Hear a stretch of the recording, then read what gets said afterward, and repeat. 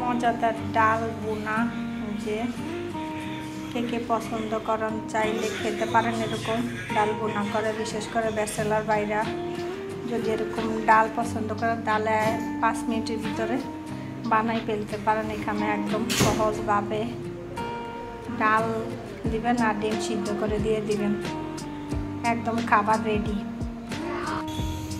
আসসালামু আলাইকুম, আপনারা সবাই কেমন আছেন? আশা করছি সবাই ভালো আছেন, যেখানে আছেন সুস্থ আছেন। আমরা আলহামদুলিল্লাহ ভালো আছি, সুস্থ আছি। চলে আসছি আরেকটি ব্লগে। আজকে রান্না করবো ডাল বোনা করবো ডিম দিয়ে।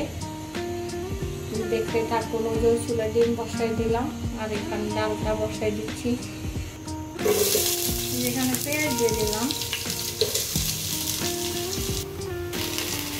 এখানে রসুন দিয়ে দিচ্ছি। হাতে ডালটা অল্প অল্প করে দিলাম রসুন বাটা। এখানে লবণ দিয়ে দিলাম, হলুদের গুঁড়া দিলাম। হাতে হলুদের গুঁড়াটা অনেক কালার হয়, এবং অল্প করে দিলাম। তারপরে দিয়ে দেবো মরিচের গুঁড়া। এই যে মরিচের গুঁড়া দিলাম সামান্য পরিমাণ, চাল দিতে পারি না। মরিচের গুঁড়াটা অল্প করে দিলাম। যেখানে একটা ধনিয়ার গুঁড়া দিলাম, তাও হাফ টেবিল স্পুন। জিরার গুঁড়া দিলাম, এখানে এত দিতে হয় না, সামান্য দিলে ভালো হয়।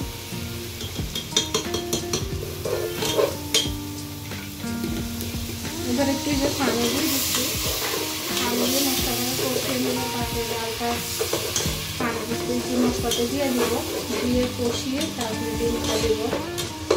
দেখতে থাকুন আমার রান্নাটা, এইভাবে রান্না করে দেখতে পারেন।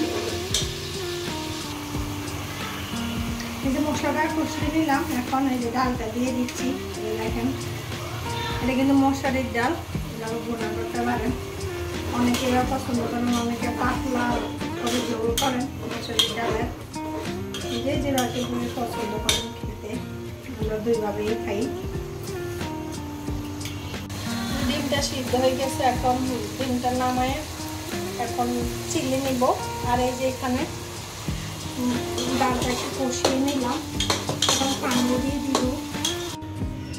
এই যে আমি এখন ডিমগুলো সিদ্ধ করে চিলিয়ে নিলাম, তারপর ডিমগুলো এখন একটু বাজি করে নিলাম।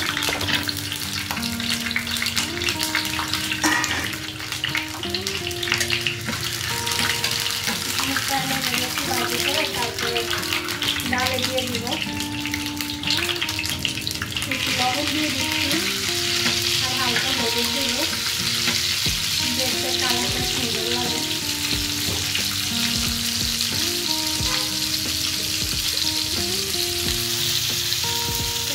সামান্য পরিমাণ হলুদ দিয়ে দিলাম, কালারটা যেন সুন্দর আসে জন্য।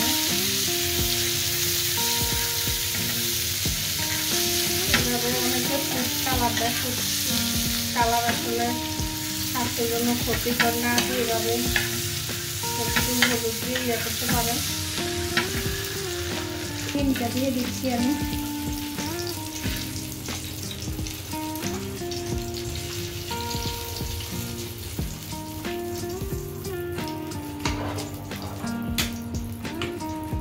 যে এখন যে তেলটা আছে এটা দিয়ে দিচ্ছি, দেখেন ডিমের ভাজা তেল।